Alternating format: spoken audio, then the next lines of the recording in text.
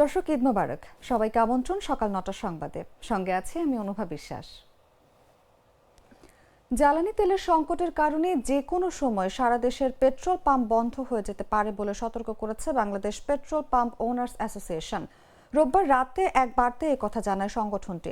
সংগঠনের ফেসবুক পেজের বার্তায় বলা হয়, সারা দেশের পেট্রোল পাম্পগুলোর অবস্থা খুবই করুণ, কারণ তারা অয়েল কোম্পানিগুলো থেকে প্রতিদিন যে তেল পাচ্ছে তা দিয়ে বর্তমানে ক্রেতাদের যে চাহিদা সেটা পূরণ করা সম্ভব হচ্ছে না। এখন বাস্তবতা এমন যে দেশে যে কোটি কোটি মোটরসাইকেল চালক বা ব্যবহারকারী আছেন, তারা তেল নিতে এসে ঘন্টার পর ঘন্টা দাঁড়িয়ে থেকে ক্লান্ত, বিরক্ত এবং তিক্ত হয়ে পড়েছেন। একই সঙ্গে পেট্রোল পাম্পগুলোর তেল প্রদানকারী নজেল ম্যান, যারা এই বিরক্ত ক্রেতাদের সঙ্গে কথা কাটাকাটি, গন্ডগোল করতে করতে আর পেরে উঠছে না। ওই ফেসবুক পোস্টে বলা হয়, আসলে এভাবে বিরামহীন ডিউটি করার অভ্যাসও তাদের নেই। সব মিলিয়ে অবস্থা এখন এমনই হয়ে পড়েছে যে কোনো সময় সারা দেশের পেট্রোল পাম্পগুলো নিরাপত্তা ও তেল সরবরাহ না পাওয়ার কারণে বন্ধ হয়ে যেতে পারে।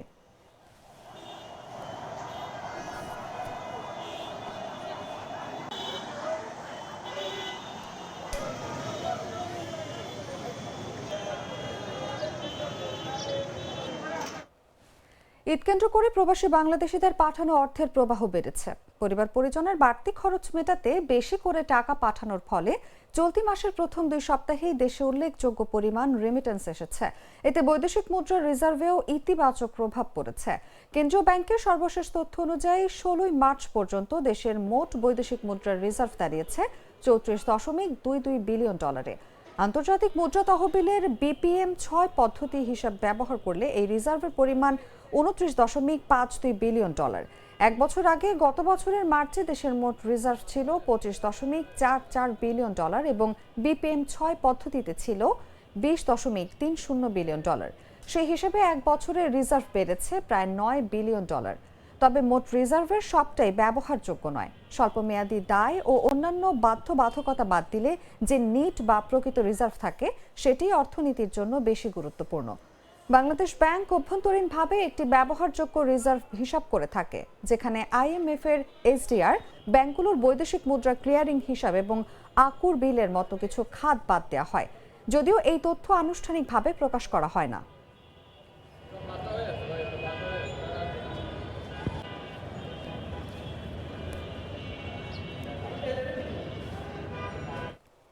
দিনাজপুরের স্টেশনগুলোতে অকটেন সংগ্রহ করতে গিয়ে ভোগান্তিতে পড়েছেন বাইকাররা। অধিকাংশ ফিলিং স্টেশন ও তেলের ডিপো বন্ধ থাকায় খোলা থাকা পাম্পগুলোতে বেড়েছে চাপ। ছুটছেন এক পাম্প থেকে আরেক পাম্পে। রোববার বিভিন্ন এলাকা ঘুরে দেখা গেছে, অকটেন নিতে ফিলিং স্টেশনগুলোতে বাইকারদের ঘন্টার পর ঘন্টা অপেক্ষা করতে হচ্ছে। কোথাও কোথাও দীর্ঘ লাইনের কারণে আশপাশের সড়কে যানজটও দেখা দিয়েছে। বিশেষ করে মহাসড়কের পাশে পাম্পগুলোতে দুর্ঘটনার আশঙ্কা দেখা দিয়েছে। বাইকারদের অভিযোগ, ছুটির কারণে অনেক পাম্প বন্ধ থাকায় সীমিত পাম্পে বাড়তি চাপ তৈরি হয়েছে। এতে সময় ও জ্বালানি দুই দিক থেকে ক্ষতির মুখে পড়ছেন তারা। স্থানীয়রা জানান, দিনাজপুর শহরের কোনো পাম্পে পেট্রোল ও ডিজেল থাকলেও অকটেন নেই। তাছাড়া রোববার বিকেলে একটি ছাড়া শহরে সব পাম্প বন্ধ পাওয়া গেছে। সূচনা ফিলিং স্টেশনে বাইকাররা মোটরসাইকেল নিয়ে গিয়ে ২০০ টাকা করে পেট্রোল নিয়ে ফিরে আসছেন।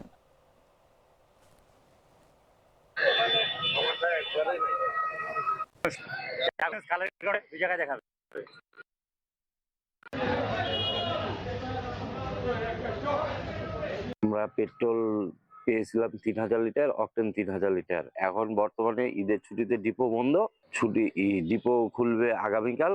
এখন আগামীকাল যদি আমরা সিরিয়াল পাই, তাহলে আগামীকাল থেকে আমরা আবার তেল দিতে পারবো। এখন গাড়ি বন্ধ করে রাখতে হবে, সাইকেল নিতে হবে। তেল পাওয়া যাচ্ছে না, এই পাম্প থেকে অন্য পাম্পে যে মানে সঠিকভাবে কোনো পাম্পে যে নির্দিষ্টভাবে যে তেল পাবো, এটা কোনো আশা ভরসা পাওয়া যাচ্ছে না। লাইনে দাঁড়িয়ে ঘন্টার পর ঘন্টা ওয়েট করে তেল পাচ্ছি না। তেল যদিও পাচ্ছি ১০০ টাকার তেল দেয়। ১০০ টাকার তেল এই পালসার লিটারে হচ্ছে যায় ৩৮-৩৫। এখন এই ১০০ টাকার তেল দিয়ে কি এটা সম্ভব? থেকে আমি ভাই শহরে ঢুকলাম একটু তেল নেওয়ার জন্য। তেল নিয়ে ভাই কালকে দাওয়াত আছে, সেই দাওয়াত আমার হলো আমবাড়ি বাজারে। এখন আমি তেল নিতে বিভাগে পড়ে গেছি, যদিও আমার রিজার্ভে তেল ছিল, এই তেলটাও আমার শেষ। এখন বাড়ি যাইতে পারবো কিনা এইটাই এখন আমি একটা টেনশনে আছি। দাওয়াত তো দূরের কথা। তেলের ভোগান্তিতে আছি, তেল পাওয়া যাচ্ছে না কোথাও। সেতারকুণ্ডে তেল নাই, আমাদের দিনাজপুরেও তেল নাই কোথাও। তো ওনারা আশ্বাস দিচ্ছে কালকে আসার জন্য, কালকে বিকেলের দিন আসলে ওরা সংকট যেটা আছে ওটা পূরণ করে দিবে। রোজকার সাধারণ খাবার এখন হবে অসাধারণ। প্রাণ স্বাদের মশলা, স্বাদ বাড়ায়, ঘ্রাণ ছড়ায়। ঈদ উল ফিতর ও সাপ্তাহিক মিলিয়ে টানা ছুটিতে পর্যটক দর্শনার্থীতে লোকারণ্য হয়ে উঠেছে কক্সবাজার সৈকত। শনিবার দিনগত রাত থেকে পর্যটকের আগমন শুরু হয়েছে, যা এখনও অব্যাহত রয়েছে। চলতি ছুটিতে পর্যটন নগরীতে 7 লাখেরও বেশি পর্যটক উপস্থিতির আশা করছেন সংশ্লিষ্টরা।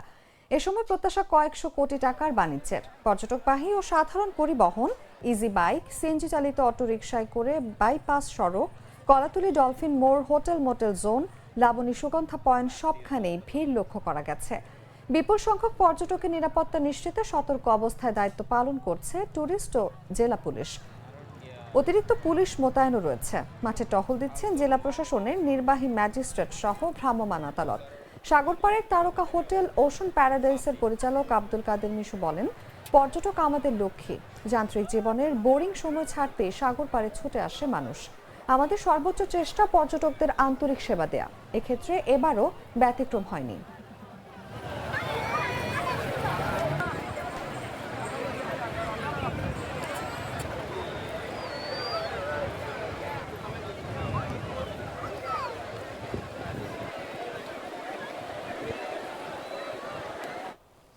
এদিকে ঈদের দ্বিতীয় দিনেও কুয়াকাটা পরিণত হয়েছে পর্যটকদের মিলন মেলায়। রমজান মাস জুড়ে পর্যটক শূন্য থাকলেও ঈদের ছুটিতে নিজের স্বরূপে ফিরেছে পর্যটন কেন্দ্রটি।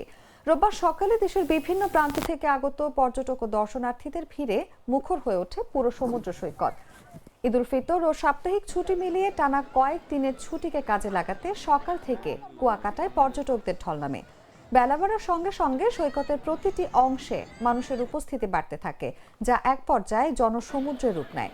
খোঁজ নিয়ে জানা গেছে, কুয়াকাটার প্রায় সব পর্যটন স্পটে এখন উপচে পড়া ভিড়।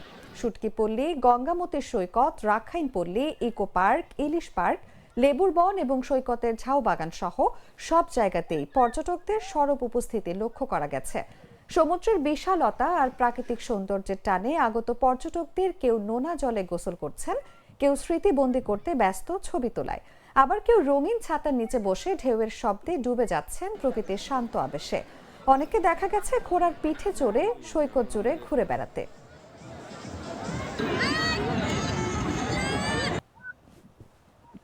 হাজবেন্ড পরিবারের সাথে নিয়ে এসেছি। এখানে সামুদ্রিক মাছ, বারবিকিউ এগুলো আমাকে টানে। ঈদের পর সবাই মিলে এখানে প্ল্যান করা হলো কুয়াকাটা আসার জন্য। খুবই দারুণ লাগছে এখানে এসে। অনেকদিন পরে মূলত হচ্ছে গ্রামের বাড়িতে আসা, বরগুনায় আমার বাসা। তো কুয়াকাটা জায়গাটা খুবই সুন্দর এবং ভালো একটা জায়গা, ভালো পরিবেশ, মনোমুগ্ধকর পরিবেশ। এই জন্য মূলত কুয়াকাটা আসে। না, এখানে আপাতত কোনো সমস্যা অনুভব করছি না, জায়গাটা খুবই সুন্দর। সমুদ্র তো আমাদের অবশ্যই টানছে, আর যেহেতু এটা আমাদের নিজের এলাকার ভিতরেই আছে, আর সব থেকে ভালো লাগার বিষয় হলো আমি আমার নিজের ফ্যামিলির সাথে আসছি, আমার মা, আমার খালা, এই কাজিনদের সাথে আসছি। আইন শৃঙ্খলা বিষয়টা আমাদের তো টপ প্রায়োরিটি, যাতে করে একজন পর্যটক এসে সে নির্বিঘ্নে এখান থেকে ঘুরে যেতে পারে। আর এর বাইরে আপনি যেটা বলেছেন, আমরা ইতিমধ্যে আমাদের রেস্টুরেন্ট মালিক যারা আছেন তাদেরকে আমরা অবহিত করেছি খাবারের কোয়ালিটি, খাবারের মানটা যাতে ঠিক থাকে, এবং এই নিয়ে আমাদের মোবাইল কোর্টটা চলমান থাকবে, ভোক্তা অধিকারের অভিযান চলমান থাকবে। এর বাইরে আমাদের প্রত্যেক স্টেক হোল্ডারদের সাথে কথা হয়েছে। ঈদের আগেই কিন্তু আমাদের আইন শৃঙ্খলা মিটিং হয়েছে এবং আগামী 24 তারিখ আমাদের উপজেলা আইন শৃঙ্খলার মিটিং আছে। আমরা এই বিষয়গুলো আলোচনা নিয়ে আসবো এবং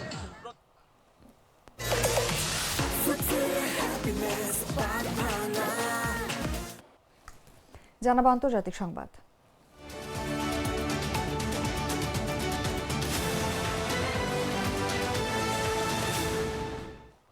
ইরানের বিদ্যুৎ কেন্দ্রে হামলা চালালে গুরুত্বপূর্ণ সামুদ্রিক পথ হরমুজ প্রণালী সম্পূর্ণ বন্ধ করে দেওয়ার হুমকি দিয়েছে ইরান। মার্কিন প্রেসিডেন্ট ডোনাল্ড ট্রাম্পের হুমকির জবাবে পাল্টা এই হুঁশিয়ারি দিল তেহরান। ইরানের সামরিক কর্তৃপক্ষ জানিয়েছে, যদি যুক্তরাষ্ট্রের প্রেসিডেন্ট ডোনাল্ড ট্রাম্প ইরানের বিদ্যুৎ কেন্দ্রে বোমা হামলার হুমকি বাস্তবায়ন করেন, তবে হরমুজ প্রণালী অনির্দিষ্টকালের জন্য বন্ধ করে দেওয়া হবে। একটি সূত্র সিএনএনকে জানায়, তেহরান এরই মধ্যে এই গুরুত্বপূর্ণ জলপথের নিয়ন্ত্রণকে অর্থনৈতিকভাবে কাজে লাগানোর পরিকল্পনা এগিয়ে নিচ্ছে। হরমুজ প্রণালী দিয়ে বিদেশি জাহাজ চলাচলে লাগবে ইরানের অনুমতি। এর আগে আন্তর্জাতিক সামুদ্রিক সংস্থায় নিযুক্ত দেশটির জনপ্রতিনিধি জানিয়েছিলেন, একমাত্র ইরানের অনুমতি ও সমন্বয়ের ভিত্তিতে বিদেশি জাহাজগুলো এখনও হরমুজ প্রণালী দিয়ে চলাচল করতে পারবে। আন্তর্জাতিক সামুদ্রিক সংস্থায় ইরানের প্রতিনিধি ও যুক্তরাজ্যে নিযুক্ত রাষ্ট্রদূত আলী মুসাভি দেশটির মেহের বার্তা সংস্থাকে বলেন, নিরাপত্তা ও সুরক্ষা নিশ্চিত করতে ইরান সরকারের সঙ্গে সমন্বয় করে বিদেশি জাহাজগুলো প্রণালীটি ব্যবহার করতে পারবে।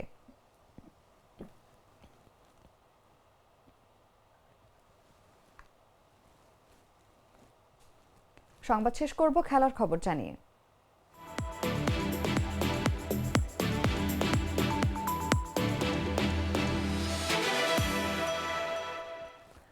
কারাবো কাপ ফাইনালে চমক দেখালো ম্যানচেস্টার সিটি।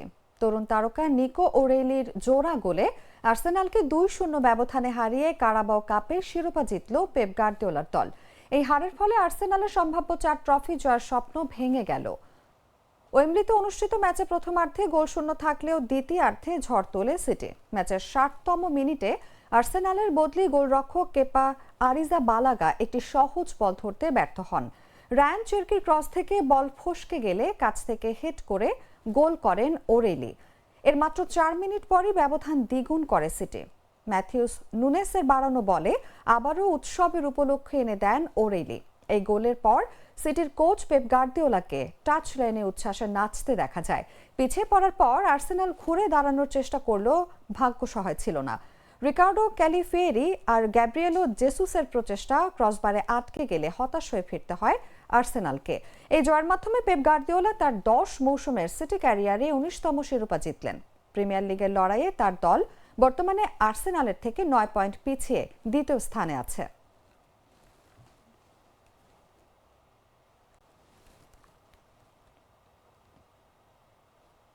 দর্শক, এই ছিল এখনকার মতো।